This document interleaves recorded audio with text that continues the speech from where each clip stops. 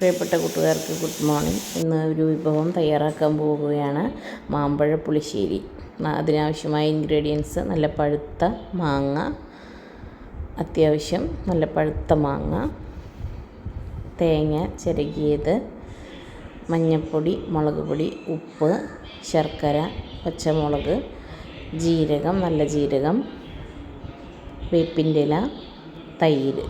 ഇത്രയും സാധനങ്ങളാണ് ആവശ്യമായിട്ടുള്ളത്. നല്ല പഴുത്ത മാങ്ങയാണ്. ഇനി അടുത്തതായി മാങ്ങ എല്ലാം ചൂട് കട്ടിയുള്ള പാത്രത്തിലേക്കിട്ട് ആവശ്യത്തിന് മാങ്ങ മൂടുന്ന തരത്തിൽ വെള്ളമൊഴിക്കുക. വെള്ളമൊഴിച്ചതിന് ശേഷം അടുപ്പിലേക്ക് തീ കത്തിച്ച് പാത്രം അടുപ്പത്ത് വയ്ക്കുക. നല്ല പഴുത്ത മാങ്ങ ആയതുകൊണ്ട് തന്നെ നല്ല കളറുണ്ട്, നല്ല പഴുപ്പൊക്കെയുള്ള നല്ല മാങ്ങയാണ്. അതിലേക്ക് പച്ചമുളക് കീറിയത് 2 എണ്ണം ഇട്ടിട്ടുണ്ട്. എനിക്ക് എരിവൊക്കെ കുറച്ച് നല്ല ഇഷ്ടമായതുകൊണ്ട് ഒരു തുണ്ട് എരിവും വേണം, നല്ല ടേസ്റ്റ് ഉണ്ടാവുള്ളൂ. അതിനുശേഷം നന്നായി ഒന്ന് ഇളക്കി കൊടുത്തു.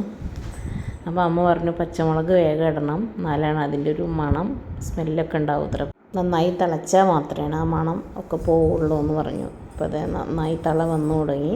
നല്ല തിളച്ച് വെന്ത് വേവാറായി മാങ്ങ. അപ്പോൾ അതിലേക്ക് അടുത്ത ഇൻഗ്രീഡിയൻസ് ചേർക്കാനുള്ള സമയമായി. അപ്പോൾ മഞ്ഞൾപ്പൊടി ചേർത്തു, കുറച്ച് തോനെ മഞ്ഞൾപ്പൊടി ഇടുക. അത് കഴിഞ്ഞ് അടുത്തതായി മുളക് പൊടി ഒരു നുള്ളാണ് ഇട്ടിട്ടുള്ളൂ, വളരെ കുറച്ച് മാത്രം. അത് കഴിഞ്ഞ് ഒരച്ച് ശർക്കര, മധുരം വേണമെന്നുള്ളവർക്ക് കൂടുതൽ ശർക്കര ഇടാം. ഒരച്ച് ശർക്കര, അതൊന്ന് നന്നായി ഇളക്കി കൊടുക്കുക. ഞാൻ തന്നെയാണ് ക്യാമറ പിടിച്ചിരിക്കുന്നത്. അതിന് ശേഷം ഞാൻ കുറച്ച് ഉപ്പിട്ട് കൊടുത്തു. ആവശ്യത്തിന് ഉപ്പ് വേണ്ടവർക്ക് ഇനിയും ഉപ്പിടാം.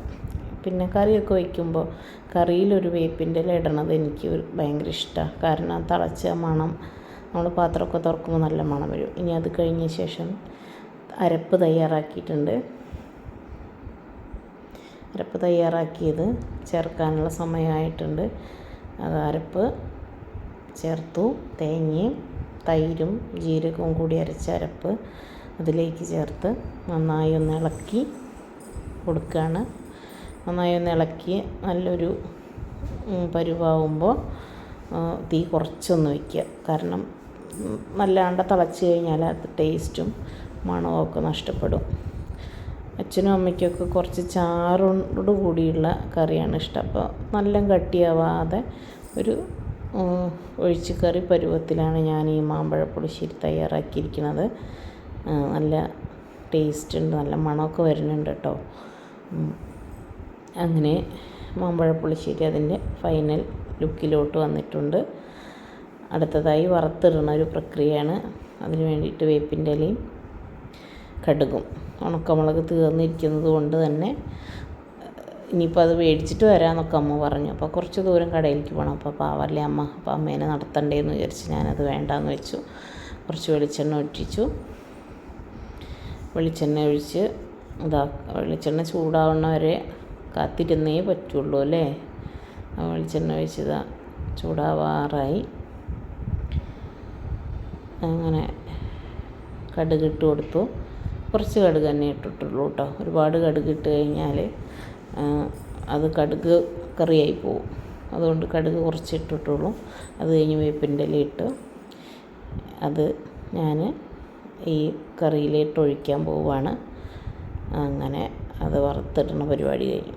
എൻ്റെ അമ്മയൊക്കെ എപ്പോഴും വറുത്തിട്ട് കഴിഞ്ഞ് ഈ ചീനച്ചട്ടി അതിൻ്റെ മുകളിൽ തന്നെ അങ്ങോട്ട് വയ്ക്കും കേട്ടോ. അപ്പോൾ അങ്ങനെയാണ് അവർ ചെയ്യുക. അപ്പോൾ ഞാൻ എന്ത് ചെയ്തു, അത് മാറ്റിയിട്ട് വേറൊരു അടപ്പെടുത്ത് അടച്ചു വെച്ചു.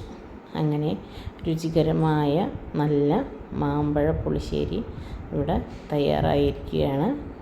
നല്ല മണമുണ്ട്, നല്ല കളറുണ്ട്. അങ്ങനെ രുചികരമായ നല്ല മാമ്പഴ പുളിശ്ശേരി.